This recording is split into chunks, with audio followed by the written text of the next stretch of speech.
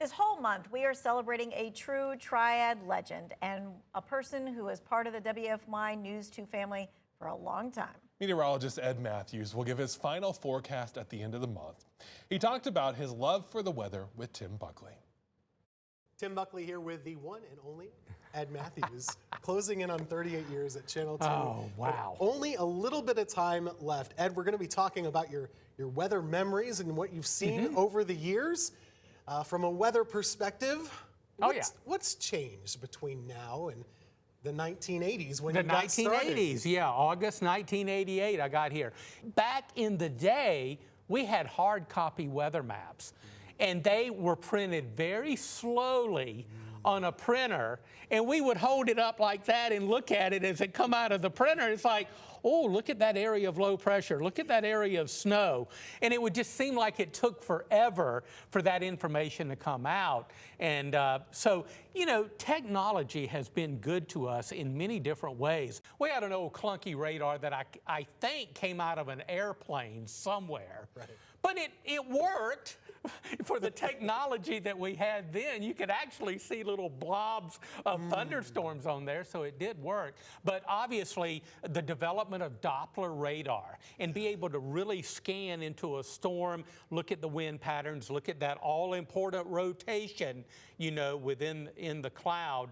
So I think Doppler radar, I've always said, if you wanted to take all my equipment away, don't take the Doppler radar. Why did you get interested in the weather in the first place? Were you kind of born loving the weather? I mean, Tim, I tracked the weather when I was 8, 9, 10 years old. But I've just always, weather and the science of meteorology and all of these amazing changes that change second by second, minute by minute in our atmosphere are just totally fascinating. I'll tell you what a weather geek I was as a kid.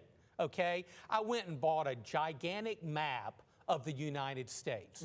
I got paper and I cut out H's and L's and triangles, and I would get, when we got the Sanford Herald, I would look at the national surface weather map that they had there, and then I would put it up on my map with tape, you know.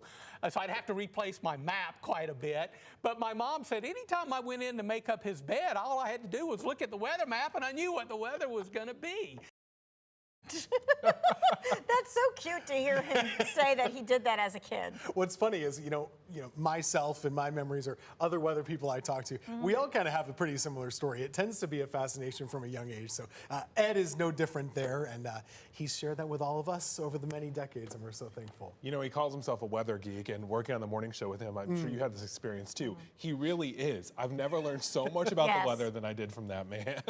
Well, he'd be in the commercial break and be like, come look at this map, it's so cool. And he'll joke, he's like, you know, they paid me for this, but this is my hobby. Right. Like, I'm still going to be doing my hobby, just not maybe in front of as many people as he's in retirement. It was interesting to me that he said he never thought that he would be on TV. That really was not on his radar. He just loved the weather. He said he might have gone into the Navy and did weather that way. Yeah, that's How really about cool. that? All right. We are glad he did this. Of course. All right, so coming up in the next half hour, is that right? Or is that at 5? I think a little bit later at 5 o'clock. We're going to hear about Ed and some of the biggest storms that he's covered in the many decades here in the Triad. Looking forward to it. We'll see you back here in just a bit.